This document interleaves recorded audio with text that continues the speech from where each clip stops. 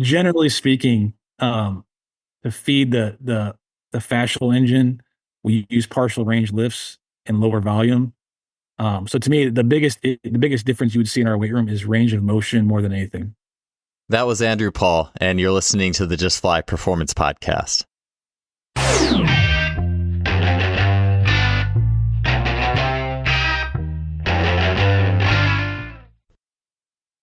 Today's podcast is sponsored by TeamBuilder. You can get a free trial of their training portal software by heading to teambuilder.com, and you can use the code JustFly for a 30-day free trial. Sign up today with TeamBuilder and see what they can do for you for your training programs and your team. Welcome to another episode of the podcast, and thanks for tuning in. This week's guest is Andrew Paul. Andrew is the Director of Performance and Rehabilitation for the Oklahoma City Thunder.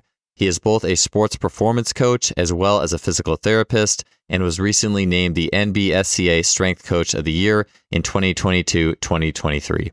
As sports performance moves forward, we are learning more about athlete individual differences and archetypes and how to better meet the needs of the athlete on the level of their season and the longevity of their career.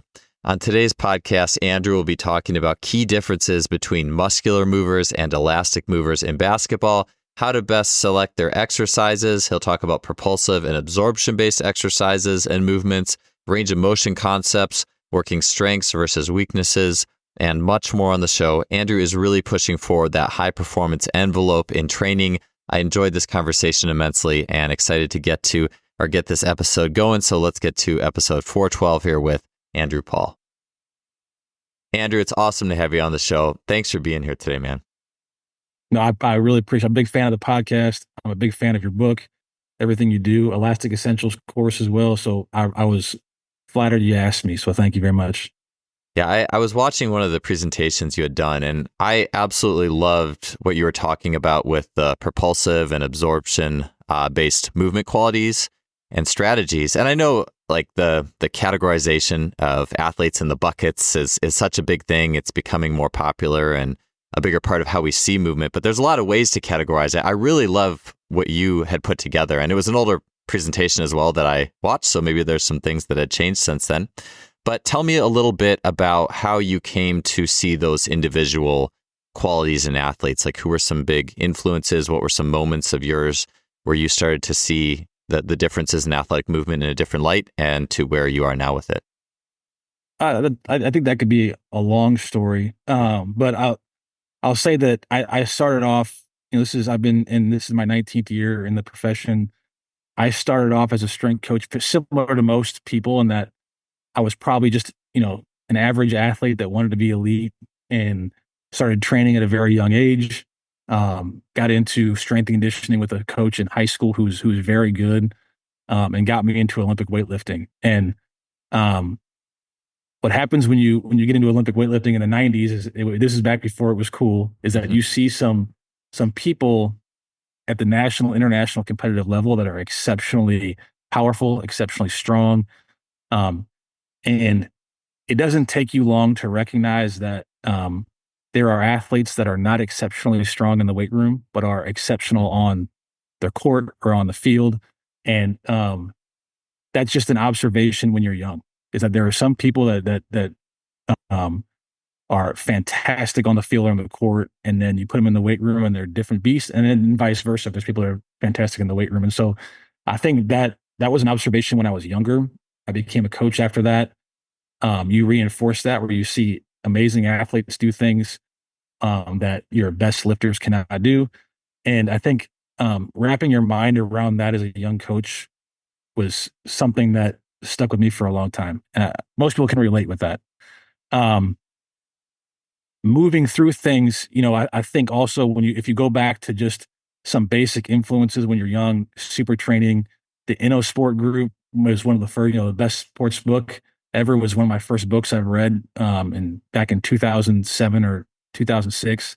And we've known, I was very interested for a long time that we have training methods that are more propulsive, and we have training methods that are meant to get us to absorb force. Okay, so I think that's been established for a long period of time, that there are training methods namely plyometrics that are meant to get us to absorb force. And then there's also other training methods just get you strong. And I think identifying those early on was also interesting to me, and seeing the athletes that are able to perform the plyometrics well, but maybe not the lifting. And there's athletes that perform the traditional lifting well, but then they're cinder blocks when it comes to plyometrics. And um, those were all observations when I was young. Um, since then, I mean, through 19 years, I think it's just interacting with players, seeing the effects of training with them. And in my presentation, I made a point to say that I'm very interested into what athletes gravitate towards in the weight room, because, in my setting, you don't have a lot of time with them to do a lot of different things. And so you wind up doing things that they gravitate towards anyway. And um, finding a reason why they might gravitate towards that is really interesting to me. So overlying principles in the concepts that you heard in the presentation, which was a few years older, was that, generally speaking, we produce force and we absorb force. And I don't want to get caught in the semantics of what people want to call those things. But I will say this: to me, propulsion is when you're trying to you are creating momentum for yourself. Absorption is when the momentum is happening to you. You are taking on there are forces that are imposed upon you, and how you deal with those things are two different things. I think there are people that are much better at creating, and I think there's a lot of people that are much better at taking on and using those forces. And so, just for the language we've come up with, just to speak about this, is we call that propulsion, is creating momentum, and absorption is how you handle things when momentum is already present. Yeah, in some ways, I feel like exercise archetypes that, and tell me what you think about this, but that really define like creating force for yourself versus absorbing it would be something like a 10-meter start from 3-point stance, where you don't have any counter movements, you can't skip in or anything like that. Like I'm sure you see a lot of players who like will skip into their sprints like almost naturally, things like that. And I love that as well. Like if I'm doing a skip to a sprint, man, it feels so good. But as soon as you put me in a static position, my natural dispositions have a lot harder time with that than my elastic nature, versus a single leg depth drop. I'm like, man, this is my jam. So would you say that that's like a pretty fair, like if you were to make like kind of a polarize it, like those two things would be pretty fair for what those archetypes are good at? Yeah, I mean, that's kind of dead on. And I mean, these are not my ideas, by the way. Mm-hmm. I think I've observed these things, but I've also through your book, through your podcast, through there's a lot of different inputs that I think people are saying similar things in different ways. And so I've noticed this has been observed kind of across the board in coaches that have been in, especially in the track world. But those two things you just described are exactly what I'm seeing as well. Is that to create when you're at a dead stop, you kind of have to create your own momentum. Some people are better at that. When you start giving a skip in, you're allowing gravity and momentum to give you momentum, so you can handle that. And that's someone who we would call absorption dominant. And that's exactly the observations that we have. And those two people, in my opinion, like different stimulus in the weight room to kind of feed that engine. Yeah, it is interesting, the idea of like observing an athlete with how, I think in movement, like in sprinting, I had Jack Edwards on recently, and he was talking about the value of just watching an athlete sprint with zero coaching and spending time observing that. And in the weight room, I think it's a little different, because we tend to have, well, one, if there's heavy weights, there's usually coaching associated with that heavy weight. But it would be interesting to have, all right, here's some Kaiser jumpers, here's a hex bar, very low entry point things. Here's even like some Marvin Marinovich balance discs you can stand on and go do the thing you like, and I do think it's interesting, because maybe this is a little bit of a aside, but I have noticed that very good movers do tend to like balancy stuff, for regardless of what the exact adaptation, if they need to keep increasing that, but they're good at it, like they're good at proprioception and balance and force and things like that. I think it does say something in a way. And I wonder if that's a little bit of where that Marinovich system kind of escalated, because they make that more intense. But I don't think it's natural for someone who's super fascial to be like, oh, there's the heavy weight, I really want to like take that to its extreme or anything like that. Yeah. Versus a strong athlete, like, oh, this is cool, I'm going to lift this. Or if you had rocks like Atlas stones sitting around, maybe they'd like to try that. So it's interesting to think yeah, just to spend more time observing what athletes do naturally gravitate towards in a gym setting. Yeah, I think the hard part, so being able to observe athletes in an unbiased manner and is a very difficult thing for strength coaches to do. And the reason why I think that is that I grew up as an Olympic lifter. I gained a lot of confidence in the weight room. Um, and I became a strength coach because of that, because that's kind of where I grew up. And there is a possibility that I was kind of wired in a specific way to have that success in a weight room. Um, and there's an easy assumption that what worked for me is going to work for everyone else. And I do believe that the strength coach profession is filled with a lot of people like me who may have been wired in a specific way, and therefore their biases enter their equation from their own experience when they start working with players. And I try to avoid that. It's a very difficult trap to fall into. And so I think watching different styles of athletes in an unbiased manner, and having an open mind as to why this might be successful for them, and maybe not for me, or maybe not for someone else, is um, part of the thought process that went into that presentation. And it's part of when the coaches on our staff, I encourage them to have the same thought process as well. Um, because I do believe that I'm a strength coach for a reason. I probably have a very specific archetype that allowed me to have success in the weight room to begin with. Mm-hmm. So like, that may not be the same for everyone else. And I think just watching with an unbiased manner is really a key to that. Yeah. So with some of those, or the archetypes, I know it's more nuanced than you're either totally fascial or elastic, and you're totally propulsive. I know it's more than that, and you've talked about that. But just starting with some of those, just the polarized to start, and then we can fill in the gaps a little bit. What do those archetypes look like? What joints are they the strongest in? What lifts do they or exercise do they prefer? And then maybe we can move towards the middle a little bit. Yeah. Okay. So I think the extremes are easy to talk about. The middle gets tough. And so um, let's start with a muscular mover, because I think this is easy to visualize.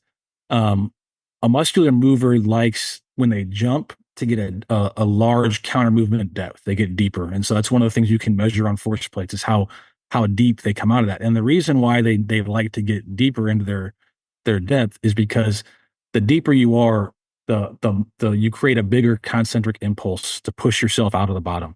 Mm. I always use a video of the world record box jump where the guy basically puts his butt on his heels and pushes his way out to get on the box. And that's an effort to get um, more time to push, to create a higher concentric impulse. And so that's one of the main qualities, is that they like to get lower.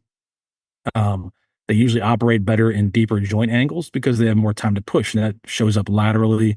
I'm sure in track, I'm not a track expert. I've read your book, but those people usually squat lower when they run, because that allows them to have more excursion through their joints to drive themselves. Um, that's the hallmark quality of a muscular mover, is the depth by which they prefer to get into before explosive movements. Fascial movements would be the exact opposite. These people do not like large excursion through joints. They want to reverse momentum as quickly as possible to access elastic qualities. We can call that stiffness to some extent, also elasticity to some extent. I think elasticity just more refers to how they can return it more than stiffness. Um, but those are the hallmark signs. And these show up in just about everything. And so when you look at what they tend to gravitate towards, I think your muscular movers like basically everything that's traditional weightlifting. Um, if you got a guy that is a big squatter and he can get down into a full squat, um, that is a massive concentric movement. The eccentric forces are actually much higher with submaximal weight and Hmm. dropping into a quarter squat real fast. They will actually go, like when you have heavier weight and you go into a full squat, you're actually slowing your way down there. Hmm. And that's to buffer eccentric forces and to maximize concentric forces when you do that. You can do that on a force plate. It's really interesting. It was a big eye opener for me when I did. Um, Elastic movers tend to gravitate towards things with partial range of motion, things that obviously like emphasize the eccentric qualities. And so they're usually more submaximal in load. They usually can go much more smoothly from the eccentric to the concentric, as so long as they're not going deep into their movements. Um, And these are usually less traditional lifting methods that enhance this quality. Plyometrics are the obvious example of a quick return, but even in the weight room, a wave, like some people call it a wave squat, where they're doing like a quarter or a half squat with lighter load and they're being really rhythmic about it. Those create higher eccentric Mhm. forces than a maximally loaded parallel back squat. And the rhythmic nature of that is what the fascial movers kind of gravitate towards.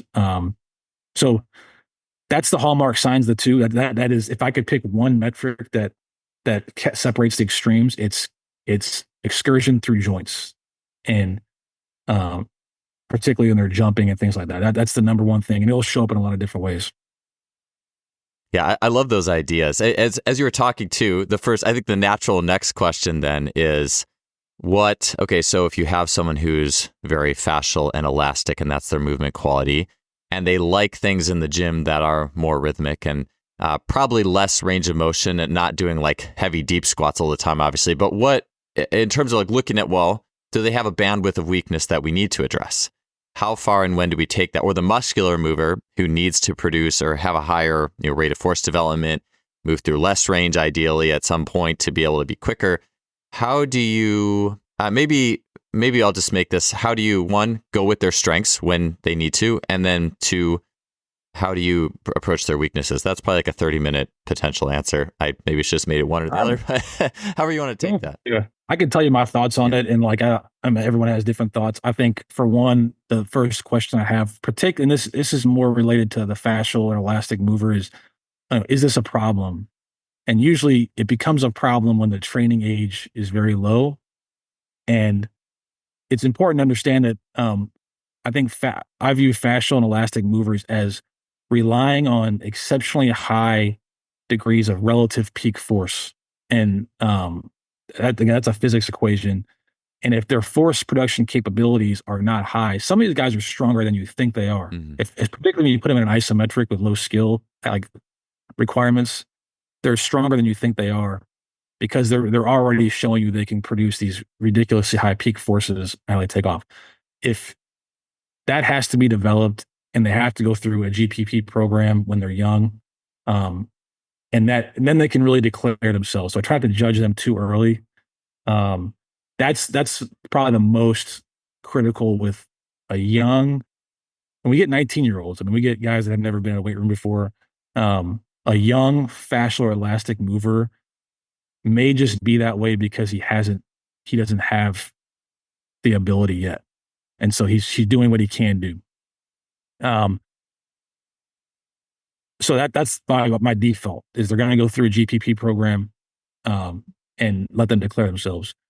The the harder part is when, I think in my presentation I call it training in and training away. Hmm. Training in someone's movement style to me is easier for them. They can handle more volume. There's less like acute response.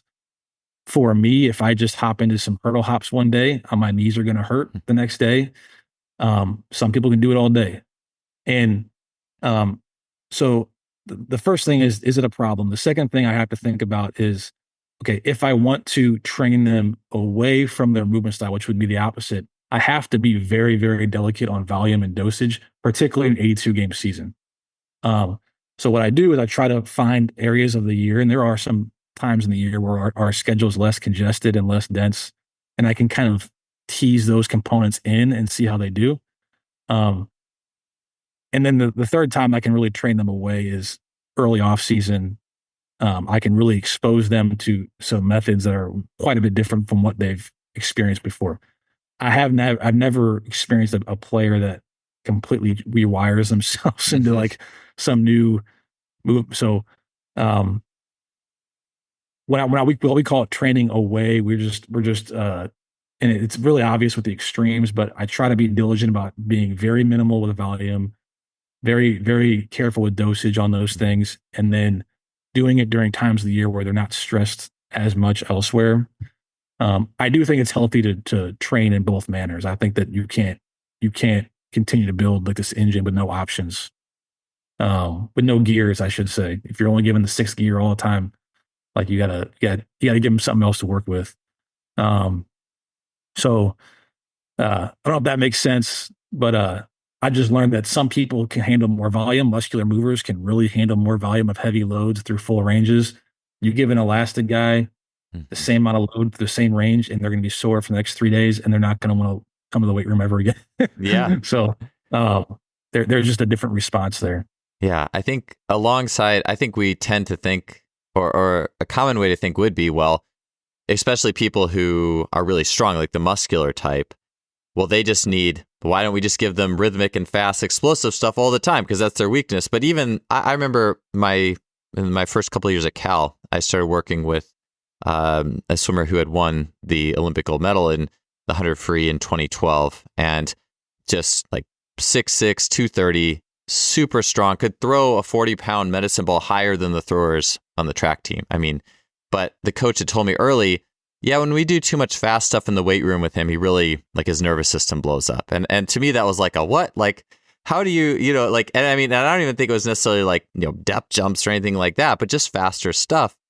And it's, to me, that was like a very interesting moment because I had never heard anything like that before. Because that's like the reverse way, right? Like, yes, if you take an elastic athlete and you deep squat them a ton, yeah, they're not going to move very well. That's going to have an impact on their movement. But I had never considered the other way around. And because it's there's just interesting to consider. So I'd be curious, maybe we can move back to the muscular and tell me a little bit about their strengths and then how you approach their weaknesses, and maybe with the medium more specifically of things in the gym. I was going to say, especially considering 82 games, right? I can't imagine that plyometrics, obviously a strength for elastics, is a huge part of that in-season workload. So maybe just starting with the muscular, tell me a little bit about the medium of strength, what's in and what's out for that group.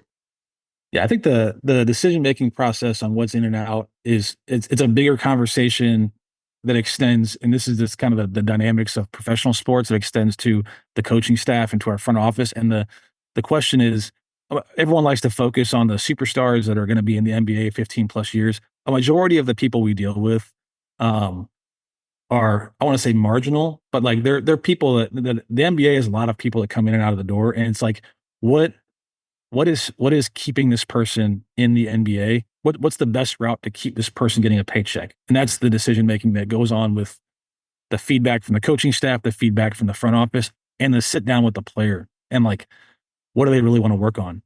Um, and then it's like, what's the risk reward here? So we decide to train, whatever we want to call it. It's like um, there's a lot of feed into that decision, and there's some players that I could that I will train in forever because they're going to be in the league for 20 years and they're going to be all stars. And we just got to keep feeding that beast a little bit and not try to get too pretty with how we're trying to develop them. So that's a big decision making process. The muscular movers are actually exceptionally easy to deal with in season. And to your point, there's not a lot of plyometrics going on.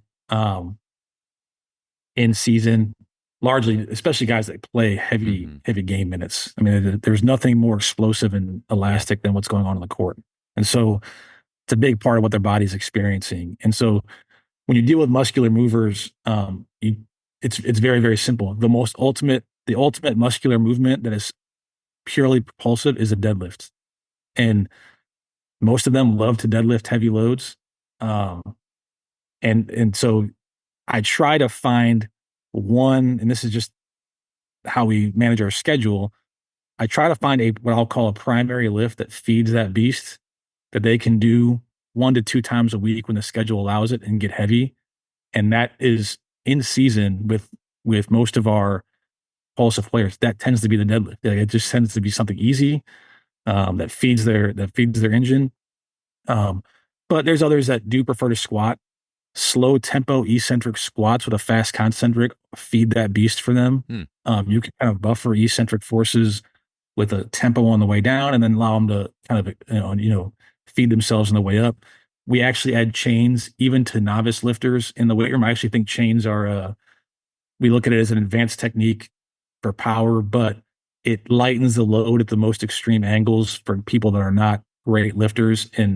Um, and so it actually, to me, it's a very good method to use with a young lifter that maybe falls in that muscular category, but you know, it lightens the load at the bottom of a squat for sure, and that's where they're usually weakest and they feel most uncomfortable. So those two like would be our what we call our primary movements for them.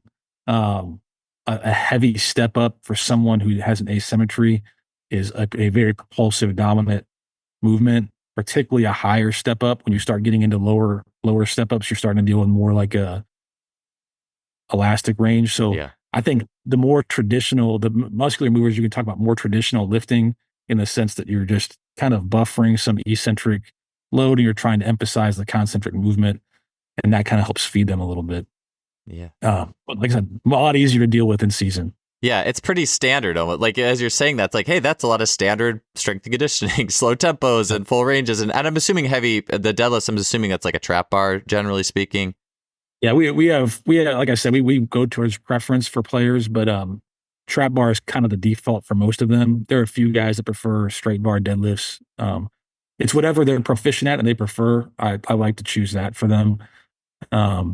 So that's like I said, very traditional lifting. It's one. I think in my presentation I said that muscular movers tend to be the ones that come to the strength coach and like, yo, I'm a weight room guy, man. Yeah. I love them. It's the other guys that are like, yo, I don't try to do too much. I just need to come in here and I just want to feel better. A lot of times they just haven't been exposed or they've been force fed traditional lifting and it just doesn't feel right to them. So. Yeah, absolutely. Before we get to that elastic group, because like you said, it's more nuanced. How do you train especially in season 2 with an elastic, and the game is a very high plyometric load and working with that. But I did want to touch on training out for a muscular, because that's something that's a corner that I think is really interesting that's not talked about too often. And obviously, like you said, there's not necessarily much time to do it. Maybe some players don't even need to extend their lifespan of their season, but totally curious of your thoughts on training out or training the weakness of the muscular type. And then also, I think you had mentioned something about like if you're too muscular, it's actually not a good thing to even get. If there's a bar almost of rate of force to even get in like the NBA or be explosive enough as well. So I would imagine people who are in the NBA are at least fast enough. They can at least produce fast enough. But yeah, curious on training out for that muscular mover. For them, I think it's more of and this will mimic itself in training in for the elastic. I think you play more with range of motion in season versus trying to add acceleration into the mix. So what I mean by that is, a half squat is going to be that the lower you go in your squat for us, the more you're biasing propulsion. And the reason why you're doing that is because you're creating a bigger concentric impulse just by time that you're pushing. And really muscular people actually have a hard time reversing that weight midway through range. And so we try to stick with lifts that they are familiar with. And we just decrease the range. And so it might look like maybe a half squat or a rack squat. It might look like on a step up, just decreasing the step height and increasing the weight. And that allows them to be stronger through less joint ranges. But if I were working in the off season with one of these people, that's where I think the K-box or something like a flywheel would come into play. Yeah. And we could talk about that a little bit more if we need to, but I would add acceleration in the mix. So typically to train, really get that absorption quality in, you need, what feeds absorption is acceleration, not weight. And so, but that's really difficult to do in season. That usually comes in the form of some sort of plyometric progressions. So to feed that beast in the offseason is a little bit easier. In season, what I would do is simply just maybe increase the weight a little bit and just feed them through shorter ranges of motion. And that'll increase the braking forces and mitigate some concentric impulse. Yeah, that makes sense. It fits with the idea of the simple solution being the best one too. It's like the simplest, most elegant thing is, hey, you're already good at this. Let's just make the range a little bit shorter. It reminds me a little bit. Ryan Jackson, who was on the podcast recently, tuned me into this. It was Christian Thibodeau's book that just came out, The Overload System. And a lot of that talked about starting with partials and then basically, I guess it's Doug Hepburn or the old school powerlifters or strongmen. You're deadlifting in the ditch and you throw some dirt in, It's almost like that where you start, your weakness is maybe the fuller range in those, or the partial range. And you're throwing the dirt in the hole, or you start with the partial range squat and you're dropping the bar down. So that almost seems like that is the muscular progression of starting with training out into training in, perhaps. Whereas, there's art, man. That's like I can't. I've gone through so many different iterations of this. The art of developing a year-long plan is just a fun part of being a job, and I think everyone has their different spin on it. But that's, I change my mind all the time on what the best route is with each player. No, there's so many ways you could go about it for sure. And I've never gone through that. I've never gone through that series, like the start, like the Hepburn or the, starting with the partial range moving into full. Usually for me, it's more the opposite. Being elastic, starting with more of the full range, my weakness, and then I don't personally love like really, really heavy I've gotten burned by doing too heavy a low step ups when I was like a track jumper in college. It's like, hey, let's take this to the extreme. Let's do a 6-inch box and put 450 on. And I was like, yeah, my nervous system didn't really like that so much. But I mean, there's a lot of factors with that too. But I got a simple progression on you talked about the K box earlier, and we've done this on the flywheel, and we've used the same movement, and we've just nudged it in one direction. And so you can imagine if you're doing a regular squat on the flywheel, there's kind of two ways to get it done. One of those is, once that wheel hits that belt, once you feel that tension pull you, there's kind of two reactions to that. One, a very elastic mover usually pushes against it and almost tries to stand up right away. What they're trying to do is halt the wheel as fast as possible. And then someone who can yield with it is usually more muscular in nature, and they feel that wheel hit and they ride it down real slow, and that wheel slowly comes to a halt. And what they've learned to do is buffer braking forces, and then they stand up and you're going through a deeper range of motion to buffer braking forces by expanding that impulse a little bit. And so you can teach people to yield with it to begin with, and then as time goes on in your training program, you can encourage them to halt it faster and faster. And then eventually you get to a point where they're dropping down and they're really trying to stiffen up and halt it very quickly. And what that's doing is creating really high braking forces in shorter amounts of time. And you can use the same movement and just alter the emphasis one way or another. And in the example of riding it down really slowly, they're creating very low, minimal braking forces as low as they can, and just expanding that out longer to slow that momentum down of the wheel. And then the other example, the opposite end, where they're halting it quickly, what they're doing is shortening that impulse to a very short amount of time and creating a really high braking force. And you can ride that wave through the course of an off season, and nudge someone using the same movement in one direction or another. It's actually a really difficult thing for elastic people to learn how to yield on a flywheel, because it's feeding the acceleration they want, and their nervous system can't figure out how to slow it very slowly, and so they end up just like stiffening up and just like riding in. So I've done things like that too, where I just kind of use a movement and just try to nudge it in one way or another. Today's podcast is sponsored by the Plyomat. The Plyomat is not only an incredible vertical jump and reactive strength index testing device, but it also is an incredible training device. The Plyomat not only allows single response jumps, but also the chaining of multiple mats together, so you can use it for bounding, multiple series of hurdle hops. You can get not only height, but reactive strength for a multi-jump situation. It's an incredible, again, testing and training tool, and you can learn more at plyomat.net. Today's podcast is sponsored by Lila Exogen Wearable Resistance. Exogen is used by coaches such as Randy Huntington and Chris Corfist, and is an incredible tool in overloading the angular momentum and speed aspect of human movement. You can get 25% off of Exogen sleeves by heading to lilateam.com and using the code JustFly25. Yeah, the flywheel seems like a nice, happy medium for especially the game's already really plyometric, and here's a thing that can give you either a work in or out based off who you are, and it's not.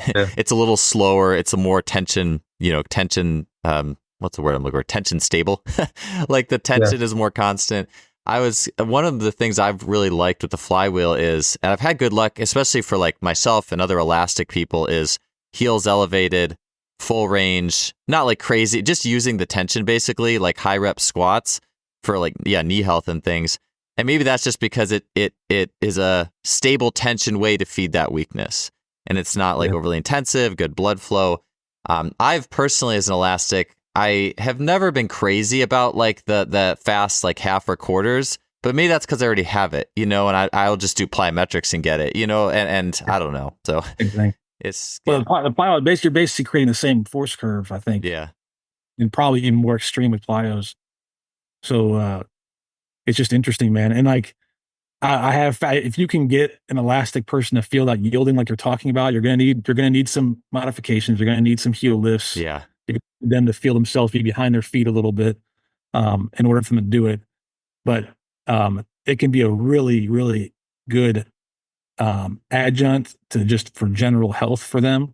And while they're not creating massive forces, I think they're giving their body a sense of variability, um, to add, a little bit of, um, what I call like a viscous nature or a giving nature to their tissues that complements the other, what you're talking about, your plyos. So, um, yeah, to get an elastic mover on that force plate to feel a yield, you're gonna have to go heel lifts. You're Yes, gonna, you're gonna do absolutely, a lot of things. 100%.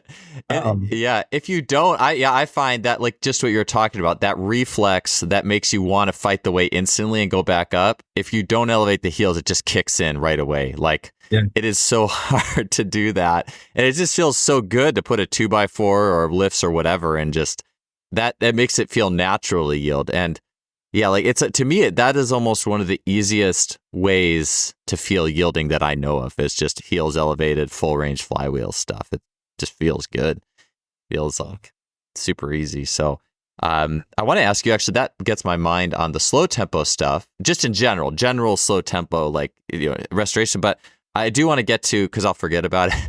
But like just the nuances of training that elastic, the elastic athlete, training in, training out. What do you find elastics really do well with in the gym setting, especially in the midst of a game with so much plyometric demands?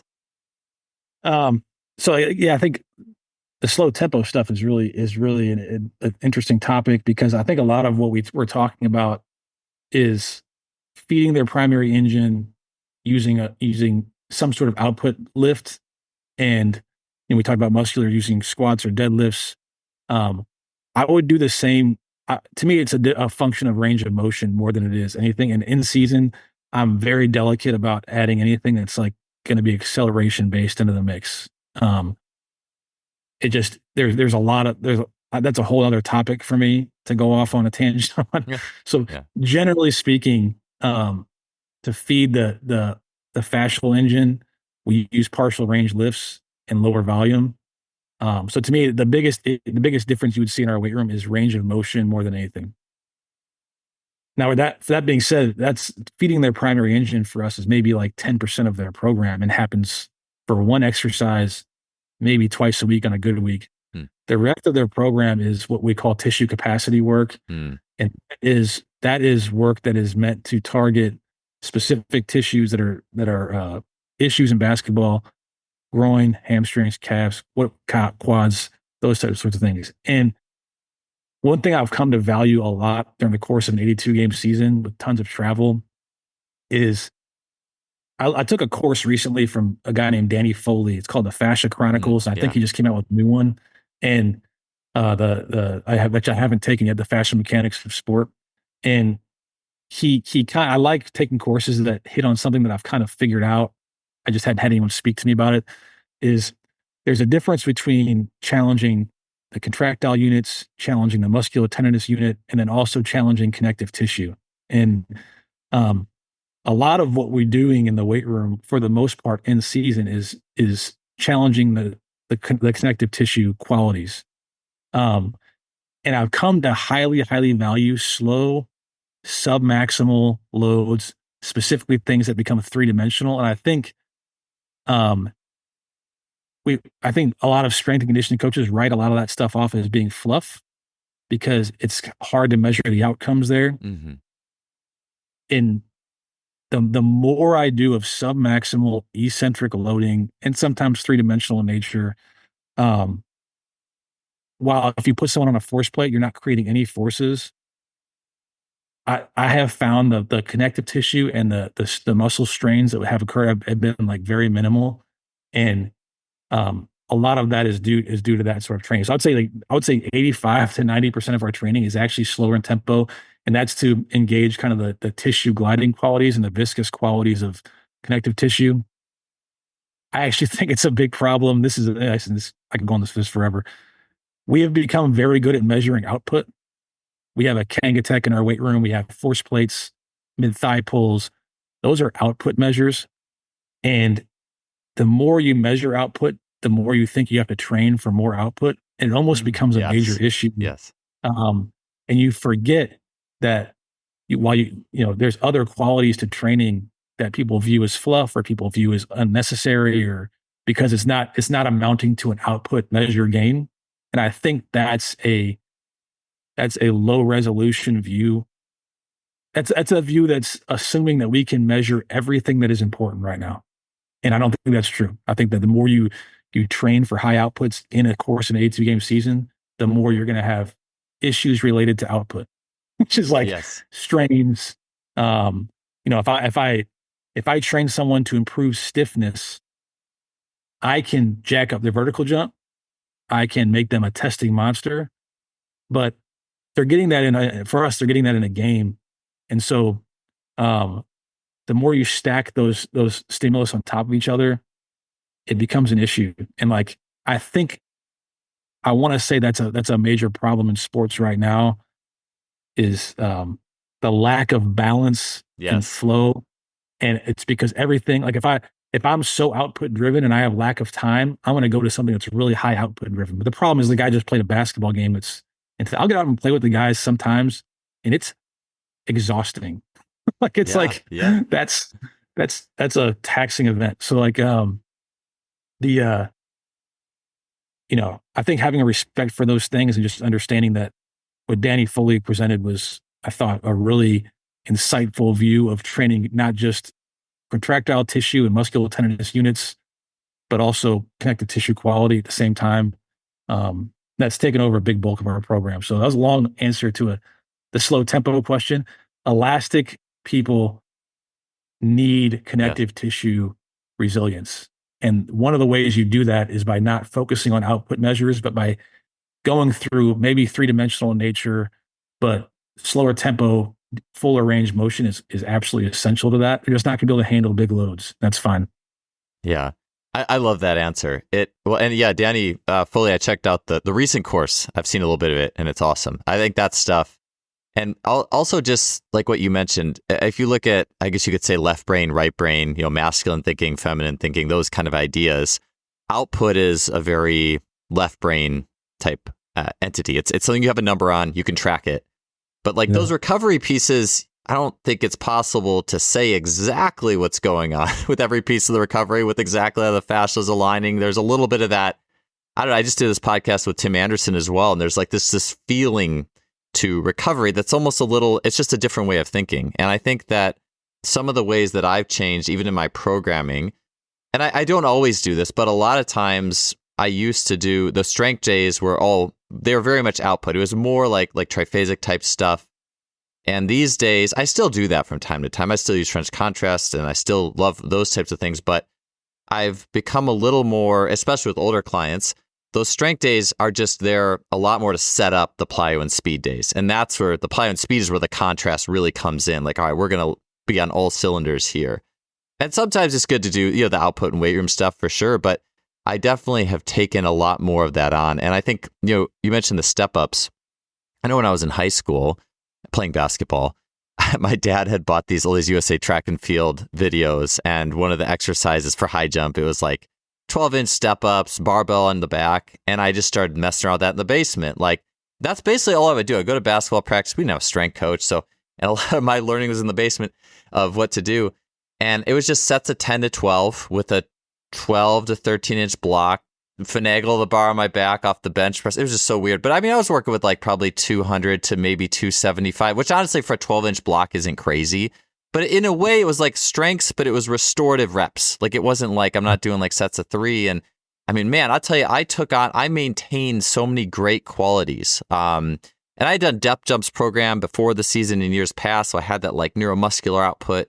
And then I would just go restore it and build some basic strength. And it worked really well. And Yeah, I just think there's so much to be said about just finding things that feel good, that help the tissues. You're not trying to like overstep the role of these things. And yeah, I just it's funny too. Like you mentioned, you came from Olympic lifting. I came from track output things. And early in Yeah. my career, I really tried to get plyometric outputs in the weight room. And then one day or one year, I'm like, I don't think these athletes really need. This isn't going to be the defining thing that makes them win in like tennis. Like they need to be resilient and they need to feel good. And yeah, like the extreme isometric holds, like the Jay Schrader stuff, I really love too, with that like slow lengthening, yielding type input. So. Those are great. So we know this stuff in the medical world. I'm a physical therapist as well, so we know this, that when you have a tendinopathy that is output driven and stiffness driven, the way you treat that is long duration iso holds at extreme ranges a lot of times. Yeah. And that is exactly what slow tempo, three-dimensional, submaximal, full range motion is doing, is offsetting and giving a little bit more viscous and gliding quality, which is exactly what the Jay Schrader tempo, the old school, not, I wouldn't hold a lunge for like 10 minutes straight like he would, Yeah, but that's a rough one. That's a rough he's a position. little out there. But that's the qualities that are offsetting. Like you're not when you're down on a yielding ISO at end range, there's not a force production going on there. It's like that you're truly training connective tissue. And if you just train that way only, your performance metrics might drop. But for us, our athletes they're playing basketball, so it's a majority of what their bodies are experiencing anyway. So um I just think in general, like that's a whole different rabbit hole of a discussion, is that exactly what we're saying is we're getting, the profession has gotten down these contrast routes where when I was in college, I was afforded time for players to go through these wild, like, in the off season, they're not playing as much. Even in college football, they're playing once a week. Um, I listened to a college strength coach that was a basketball college strength coach talk about how demanding their season is. And I didn't want to burst their bubble, but I'm like, you play 2 times a week with minimal travel for 3 months. Our guys play, 4 times a week for basically your entire school year. Mm. Uh, and in the month of January alone, we flew over 10,000 miles of travel. And so like Wow. the time you're afforded to maybe get some of these output, major output generating training styles, contrast methods, velocity based training is probably infinitely more, and it's probably more effective there. And I just find myself being less of that.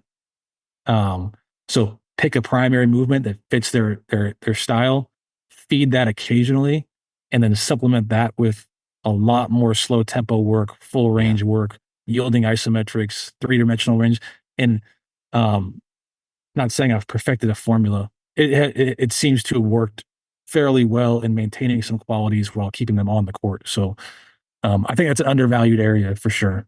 Yeah, I totally agree. And I think I mentioned this to you before we pushed record. I think that 80, plus, the playoffs and however many games they end up playing season, it's kind of like a microcosm of long-term development in athletics in general, because it's so easy.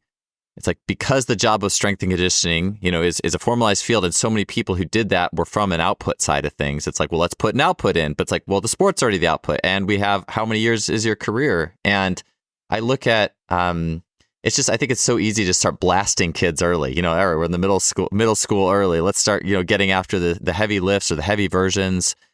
And there's a few things I've noticed is, like, especially in the track and swimming world, like they say, hey, like if you're a sprinter, your peak should be in your late 20s, basically. And some people even early 30s, like Su Bing Shan, running 983.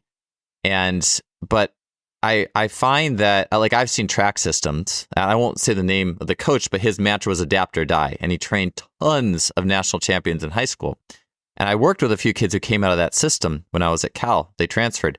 And those kids couldn't do anything once they were in more of a formal, typical system. And and the ceiling, I've heard the same thing of cohorts of throwers, where it's just crazy, crazy outputs and forcing adaptation, like forcing it. But then they can't do that much after their time with that system's over. Their ceiling is just not extended.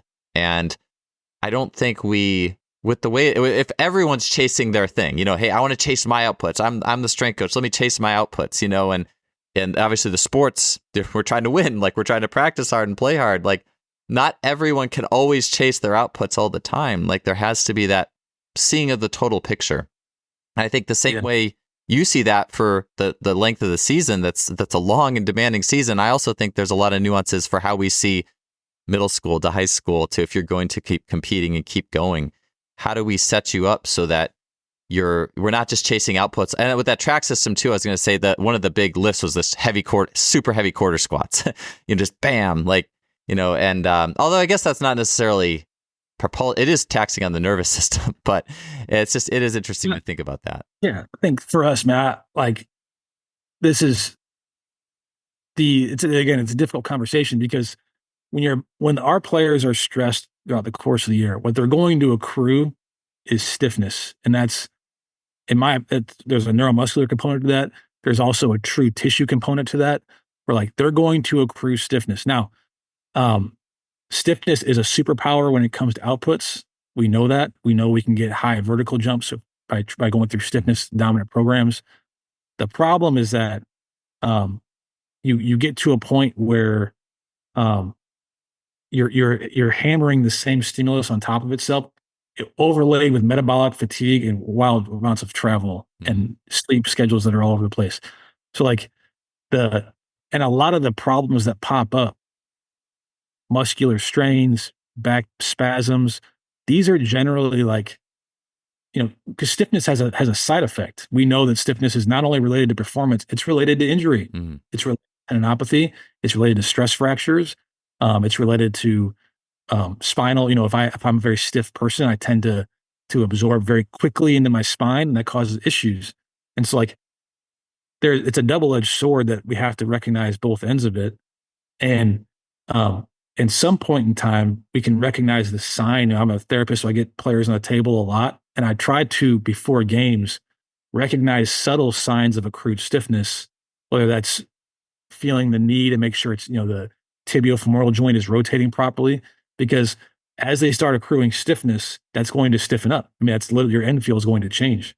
And that's a subtle sign when pain is not present, that they are accruing stiffness. And if I'm imposing more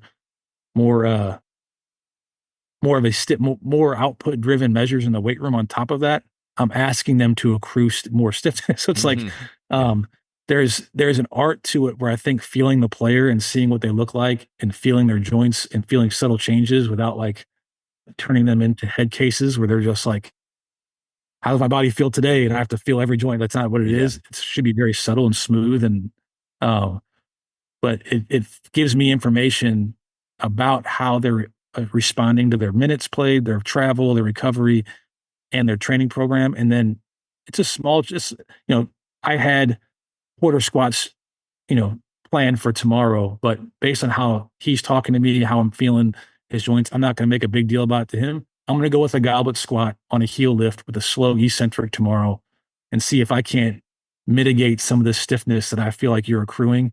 And we live to fight another day. And we move on because we're trying to keep you on the court. So like, though, like I said, that's just a whole different topic on how to feed in and out some of this stuff. But yeah, I completely agree with where you're at on this stuff.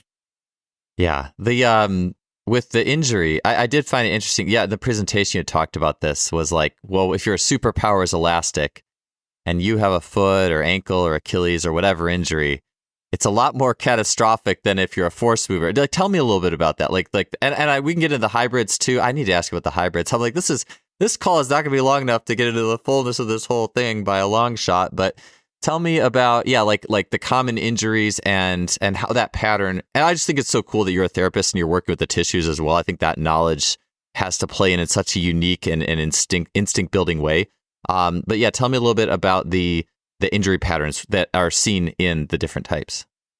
Yeah, I think the more extreme elastic of a mover you are, by nature, these are usually people that have kind of stiffer foot ankle complexes. Their foot is usually kind of rigid in supination plantar flexion. In the Bill Hartman, Pat Davidson world, that is a concentrically oriented calf that is that allows for really short ground contact times, sprint. I mean, I think track spikes fix you in that position. Yeah, they So like, definitely encourage it. That's for sure. so whenever someone who used that as a primary move or primary motor experiences a foot ankle injury, um, you really have to be diligent with how you go about their rehab. As simple as a sprained ankle for someone who has that presentation, even after symptoms are gone, will have some issues after the fact from a performance standpoint, but also some really hidden medical risks down the road. And so, understanding, an ankle sprain for someone who's more muscular um, isn't is a lot more manageable for them, and um, it's just because they're kind of on their midfoot anyway, and so they're kind of already kind of sat into a good degree of dorsiflexion. They like their feet flat on the ground, and so when they roll an ankle, they tend to be able to bounce back faster. There's less ramifications to be paid, and you don't have to relax, but you can kind of recognize that there's less cost there. With an elastic person, you really have to do your due diligence to make sure that your strength levels are back, your stiffness qualities are back in that foot and ankle, and it takes longer than you think, to the point where for us, they may already be back playing for a while and still under Hmm. some sort of rehab plan for that. Um, for the muscular people, what I seem to see is they're more at risk for muscular strain. A lot of times, they're when they get knee injuries, that really bothers them, and because what happens when they get a knee injury is they tend to have less excursion through that knee, and it causes them to become a little bit more dominant on the other side. And so an example would be like, um, if I'm a propulsive mover and I hurt my right knee, when I move to my left, so when I'm trying to push through my right, I don't have the same excursion I used to have, and so what's going to happen is I'm going to start pulling myself with my left. Hmm. Leaves me susceptible to left-sided groin injuries, left-sided hamstring injuries. Um, so that becomes a bigger issue for them than like an ankle injury. And so it's just understanding how they move, why they move. But if you take a muscular mover and they don't have excursion through their, particularly their knee, hip to some extent, but it doesn't allow them push like they want to push. And so they start to Yeah. pull when they're supposed to be pushing. And maybe not right away, but over the course of a couple of weeks of gameplay, like you're going to start feeling some tissue changes to the opposite side, and it's usually related to the injured knee. So I think that they just respond differently to different things, and you just need to recognize that they're going to the muscular guy when he has that knee bruise or that knee contusion. You're going to have to stay on top of that for a little bit to make sure he has his access to range back and strength. And likewise, the elastic player, when they roll that ankle, the swelling is gone, the movement might be there, but you got to make sure that stiffness qualities are restored, because they will find a way to figure it out, and sometimes it's not a good way. Yeah. How do you, with the ankle specifically, foot and ankle, what are some measurements you like with determining, hey, we're back to baseline, like a max isometric or a single leg RSI, or anything that you prefer there? I think a max ISO is a good start. That has to be in place before you can get into RSI. Because if you do your RSI testing, you don't have a strength measure, then you're Mm. you don't know what's what. Yeah. Um, and generally, I would say if you restore maximal strength, the RSI is typically there for our players, Yeah. because they're probably playing basketball at that point. Um, so, but you should check in RSI, and a lot of times a single leg, basic hop testing. This could even, you don't have to have fancy equipment. You can see pop on their foot. Like Yeah. if you got a good coaching guy doing a simple lateral line hop on one leg and Yeah. seeing, how quickly, like you can really identify, all right, it's not quite there yet. You don't need fancy force plates. And so a lot of times, um, we'll do some multi-directional hopping as part of their rehab. And for us, sometimes we'll do it during pregame, and that just continues if we think they're having some serious ankle issues, because um, not even serious, just like we're trying to get that last little bit of pop back.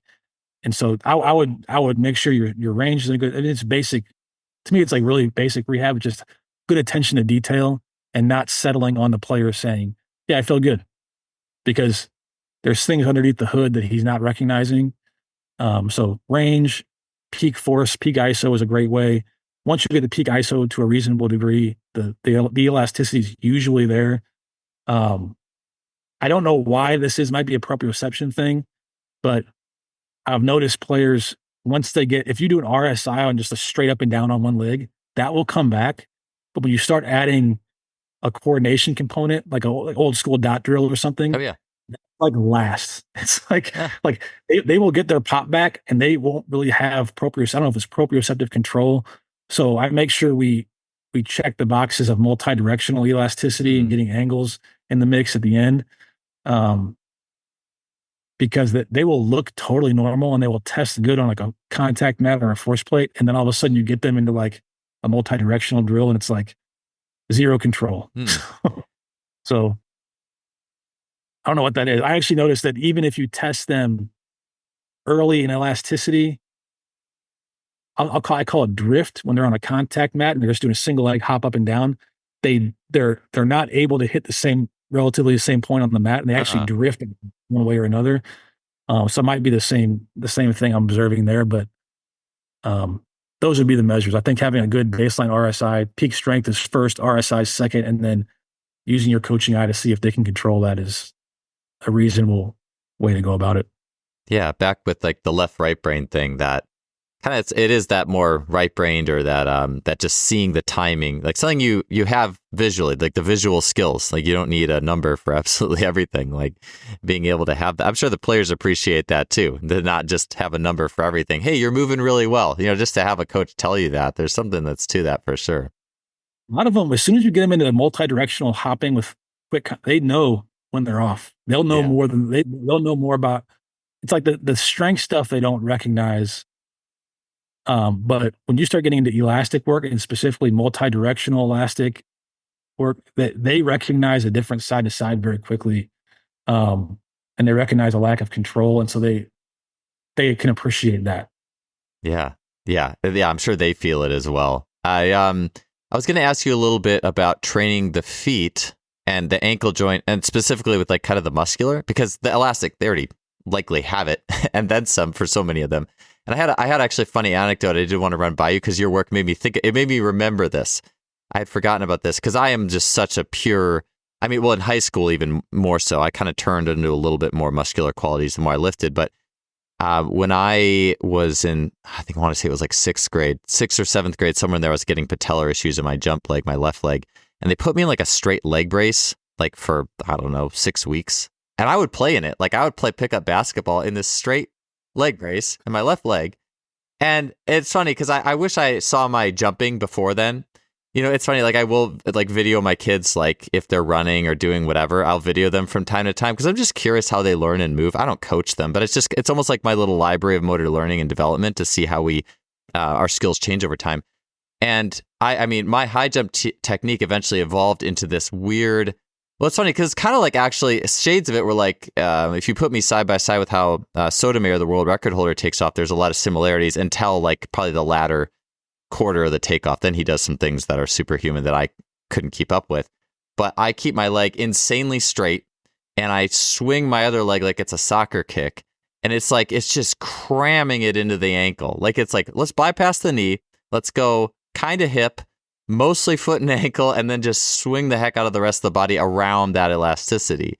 And I don't know, it probably doesn't have anything to do with the question I was going to ask so much. You reminded me of it. And it's like, well, how do we end up, the way we do or the way we move dynamically beyond what an RSI might say too. But I was going to ask, yeah, like with muscular movers, and a lot of time their foot and ankle stiffness isn't what an elastic is, or maybe their foot proprioception isn't there.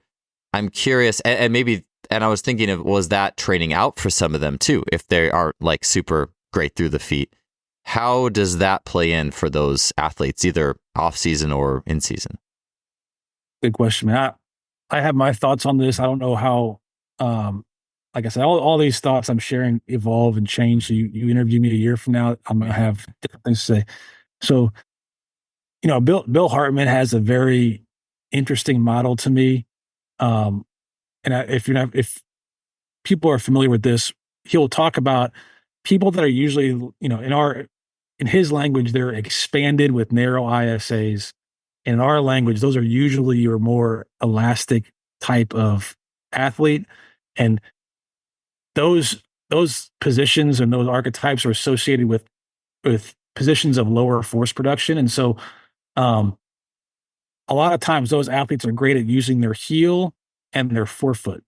Mm. And so they're able to get under their heel and then launch themselves, basically bypass their midfoot and then launch their forefoot. And we see that in our elastic guys a lot. They're usually more rigid in their foot.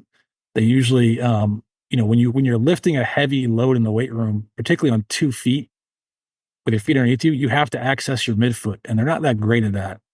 And so they tend to have more rigid feet. They tend to have more supinated feet. They tend to be good at getting from their toe to or from their heel through their forefoot, and almost like flipping over their midfoot.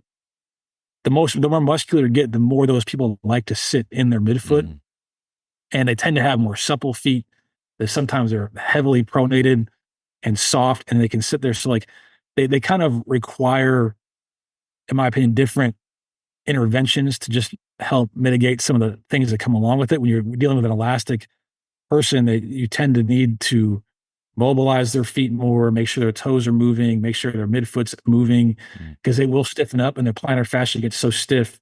And you see this in, when you show pictures, I know there's going around of like Usain Bolt's feet. Yeah. Or like LeBron's feet. But like part of that is in Bill Hartman's model is when you're on your forefoot in late, he calls it basically late stance or late propulsion, your big toe is actually adducted. And so you're supinated and your fascia is as tight as you can get. And that's to help move you forward. So these guys that are always driving forward, their foot adapts to that and it becomes stiff and moldable. And that's not a bad thing. I think we look at that as like their feet are bad. They should have these wide toe boxes and all this stuff.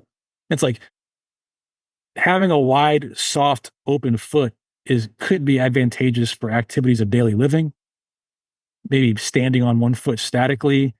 You're going to have access to your midfoot, and so that's going to help you produce force in a static position. But to look at those same players and say that was limiting their career, whatever, there's just these conversations that go on online. It's like a very low resolution view of how the foot actually functions.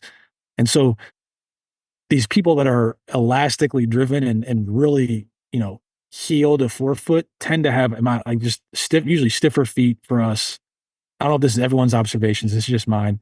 Stiffer feet for us. Their plantar fascia needs a lot of work. And that's just to maintain those qualities. People that are more muscular tend to feel comfortable in a soft, wider foot base. They're usually a little more supple in the foot, and they tend to need more probably foot intrinsic and true short foot type of drills. And so it comes down to evaluation. I wouldn't say it's 100% of the time, but it comes down to evaluation. We've had people that operate differently on one leg than the other. And it shows up in their force plate jumps, or they have this is where we get very nuanced. We talk about a guy that has probably a softer braking compliant muscular side and a more stiff propulsive side. And like that, you can catch those metrics on some of the data we collect too. So, but that's my kind of two generalities is those people like you're talking about like to go heel straight to forefoot. They can catapult themselves over 7-foot high jump.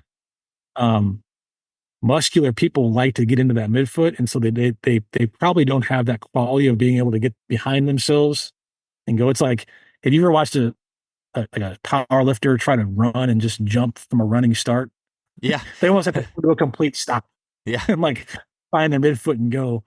And I have that quality about me. That's how I know that is like, I'll wow you with a box jump with my feet flat, but if you get me on a running start, it's basically the same.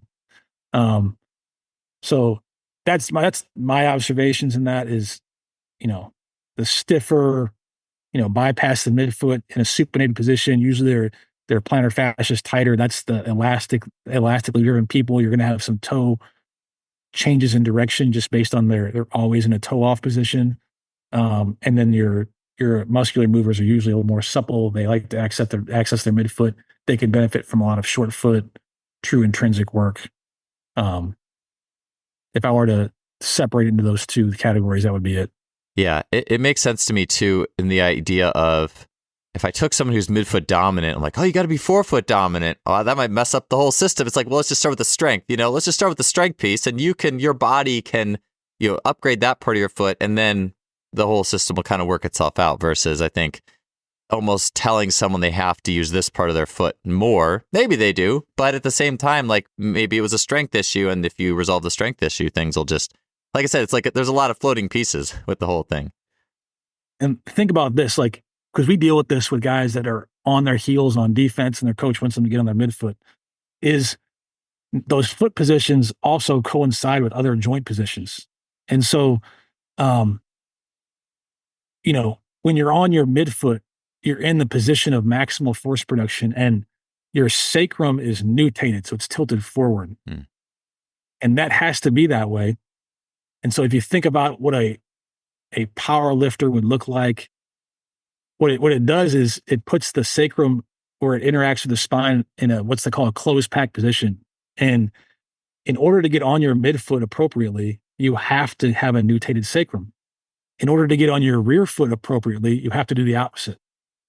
So you have these people like John Morant. If you freeze him after his penultimate and he's getting into a jump, his sacrum is completely counter-nutated in a position that a strength coach saw him, they'd be like, you're going to hurt your back. You put a bar on your back. But his feet are in front of him and he's accessing his rear foot. Yeah.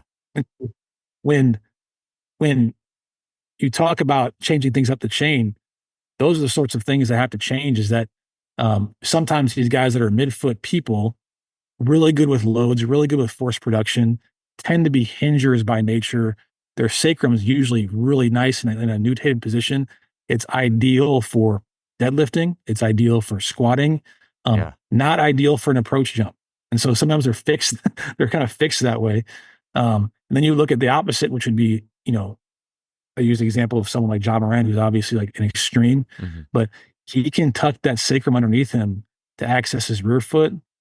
Not ideal for the weight room, probably not ideal for an isometric with maximal force production, but happens to be very advantageous for transmitting force from horizontal to vertical on a sprint. And so, like, when you talk about it's a little bit more complicated than just like use a different part of your foot.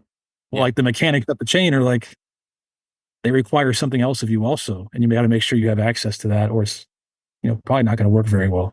Yeah, that's one of those tricks too, where it's like, someone like that. And I was going to say, like, speaking of the forefoot dominator, skip right to the forefoot. That's the thing that always intrigues me with like a John Morant. You see his heels, when he takes off, his heels are like an inch off the ground already or more. Like, he is so loaded. To me, that's like the epitome of being fascially loaded. That light, you can jump off two legs and you are just already so much air, like Pat Davidson says, air or ground. It's just so fascinating to me. But yeah, I think it was, I think it might have been Jake Tura and Mike Boyle podcast where it's like cats don't like to have a heavy bar on their back or something. Like, that would be the thing. If you're counter-nutated because counter-nutated is like the sacrum's closed, and if nutated, as I understand, is when it opens and the pelvis and sacrum can like open to let force go down into the ground, like a squat or a deadlift. So it's interesting to think about, because I know for me, in my own journey, like when I first started squatting a lot, like deep squatting, my 2-foot jump was really going up. I was like, this is great. But then I go to jump off one leg and it's like, wow, this went down a lot. And then I stopped squatting for a while, and then the 1 foot came back, it's fine. But the more cycles of that I did over a long period of time, I found that had more permanent, or at least more long-term changes. Because each cycle I went through, it's like I lost some of that just like innate elastic superpower of mine. And so I'm always very conscious of that these days. And it's just interesting to think about how that all works. No, it's crazy, man. I was, you asked earlier, the first question I think was what helped develop this understanding of things, or this, at least how I feel I understand things right now, is take a group of Olympic lifters that I used to train with, high level ones, and get them to jump on 2 feet, and you'll be like, wow. And then you get them running and like jumping off one leg, and you're like, what? Like, totally different person. So what's that? All that power we talked about in, the NSCA manual doesn't show up right now. And one of the things I noticed in coaching athletes to do Olympic lifts early in my career was some of these guys go on their toes so soon. They they never achieve anywhere near extension. It probably is there a brand of athlete that doesn't have good midfoot access and they want to go heel to forefoot. Yeah. And they end up jumping forward on the platform. They end up doing all this crazy stuff. And it's just it's like not a good lift for them because Olympic lift is so midfoot dominant all the way, until the very last second when you get up on your toes that, so right away you see people like to use different parts of their feet and it's very difficult for them to access that midfoot and, um, good for some things, having a good midfoot is really going to make you strong on your feet. Like you're going to be able to take contact in the paint pretty well. But you're going to have a hard time going from horizontal to vertical at the rim. Yeah. Yeah, I agree. It's interesting to think about. I mean, this is probably a whole nother conversation. Maybe I'll save the hybrid stuff. Maybe we can come back on another show and talk about the hybrid stuff because that, and where the knee dominant comes in and all that. It's just super fascinating to me. But I do think it's worth touching on to close. And then you were talking about the physics as well. So I want to give you a chance to talk about the physics piece. But just very briefly, because we probably just have a few minutes, that Olympic lifting is interesting because people will argue, oh, it's good, oh, it's bad, but I think like a nuanced discussion related to biomechanics, forefoot, midfoot, I know as I've seen, I found super elastics. Like you said, if you press Olympic lifting too much, too long, too heavy, that is almost where it could be the detriment is because it makes them more midfoot dominant than they should be. And standing vert's great. Hey, your standing vert went up. Cool. But what about your superpower? Like for me, high jump, like that's pure John Morant elasticity. Like if you mess up that engine, that's not good for that specific event in track. And there is this level of rounding out. I think that's okay. Like, I mean, for me, like if I go play ultimate frisbee or soccer, like it's all right. Like I still feel pretty good. But if I was to go high jump where the superpower lies, I did lose, if I really go harder in the weight room and some of those things, I lost a little bit of it. So I've kind of been grown sensitive to, I almost feel like there's a limit for weight and then block clean versus floor clean. That's like a sweet spot for people. But yeah, curious, your use of that with NBA players and how that's evolved over time. Maybe the elevator answer, and I'm sorry about that. But any thoughts with that one? On Olympic lifting specifically? Yeah, for NBA players and just how you've changed. Who would you use it with? Who would you not? Any variations that you find more helpful for retaining good qualities, things like that? Yeah, in our setting, I use it with players that want to use it and they're good at it. Mm-hmm. And I don't teach players that have never done it before. We just don't have time for that. It's a good question because it relates to my original kind of answer in that I do notice that there is a certain kind of player and mover that tends to come to me and be like, yeah, I want to do some Olympic lifts. I used to do those before and I felt really good doing them. Midfoot dominant, muscular movers, not the best at running and jumping from a running start. And that's almost universal with what I do. I would say we have one player a year that wants to get into Olympic lifts. I tend to choose the easiest ones to teach them. Most of our guys are going to go from a hang because they're 6'7" and above. I stay away from snatching just from a risk standpoint. There's a lot of things that go on when you're blocking shots on the backboard and in the shoulder that causes some problems. So it's usually a hang clean. It's usually just a couple people. It's usually very, very basic in that it's one of the things we say we kind of feed that engine once or twice a week. So I don't force feed that kind of stuff, but I have noticed that the people that come to me and say, I used to do this, I get excited. I'm like, yeah, I get to coach some Olympic lifts here. Yeah. Yeah. They're a very predictable type of person. And that's kind of where we're at. I've been like I said, I was a competitive lifter, so I've been all over the map and throughout my career. And I've learned there's easier ways to probably get it done if someone that doesn't know how to do it. There's people that, aren't going to benefit from it that much. And unless you take a long, long period of time to teach them. And so we tend to stay away from it more than go to it. Yeah. Yeah, that definitely makes sense. And I think it probably changes a little bit too if it's high school, college, pro, those situations. And, a lot of pieces. I do like the Olympic lifts. All that being said, they're a lot of fun. But it's definitely makes sense. If someone hasn't done it, training in, training out, definitely factors to consider there. With the physics piece, I did want to touch on that because I know before we get out of here, I know you had mentioned some impulse, especially and that, how that plays in. Anything you'd want to cover with that before we get out of here?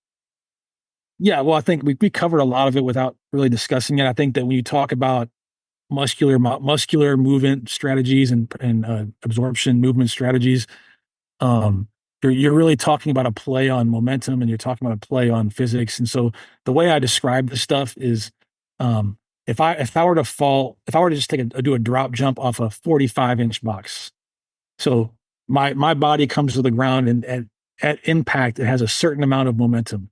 So it has my mass moving at a certain velocity. And I have to create a braking impulse that matches that momentum in order to stop myself. So it has to be equal. And there's an impulse is just force and time. It's two things. So you have options there. And one of those options looks like, I hit the ground, I just step off the box, I hit the ground, and I slowly bring my center of gravity to a halt, and I almost wind up in a full squat. That would be an example of someone who's chosen a higher amount of time Hmm. and lower amounts of force. So the peak force production is pretty low there, and they're buffering with time. That's usually what a muscular mover has access to.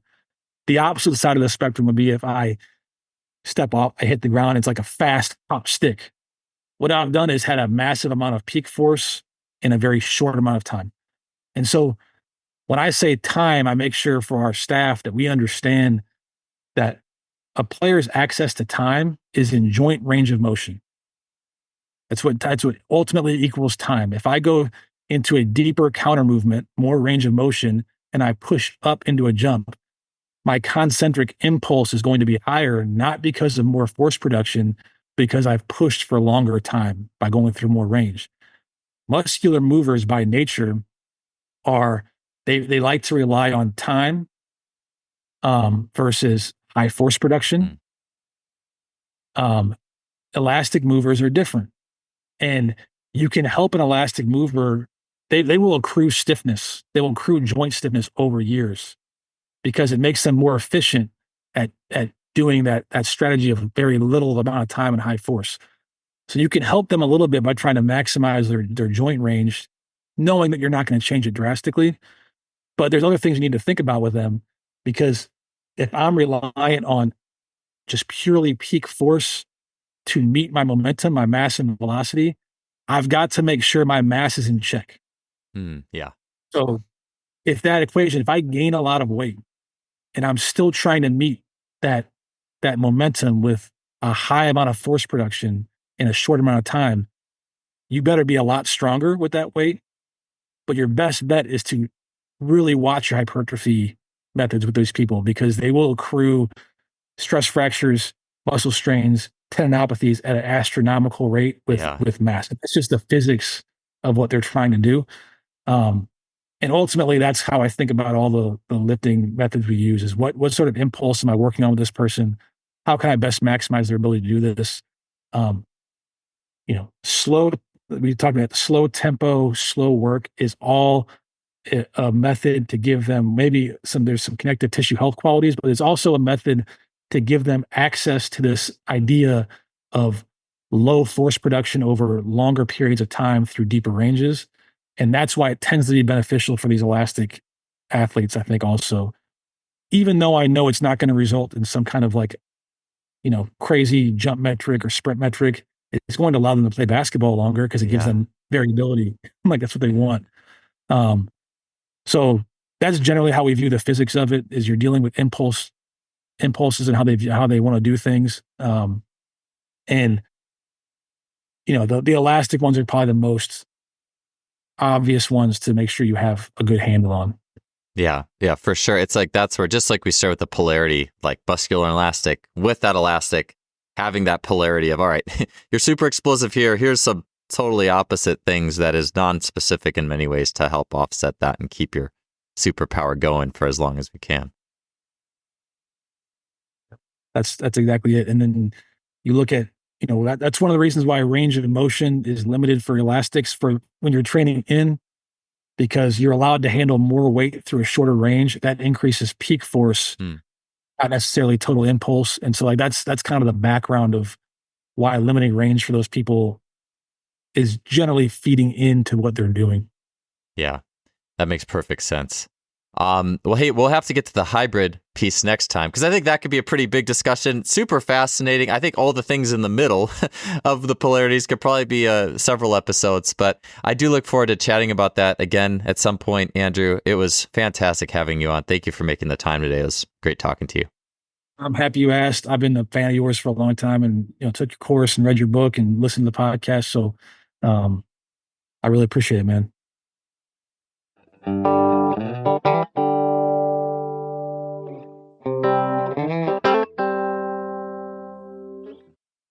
Thanks for tuning in to another episode. I appreciate you listening, and I will see you next week.